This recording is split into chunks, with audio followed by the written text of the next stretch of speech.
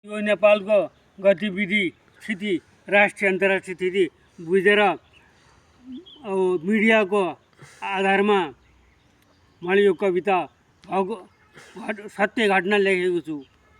त्यो सिक्किमीकरण र युक्रेनीकरण सिक्किमीकरण र युक्रेनीकरणको जाल फैलिएको छ।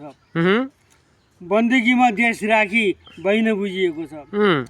एनसीसी एनजिओको नाममा देश बेचिएको छ।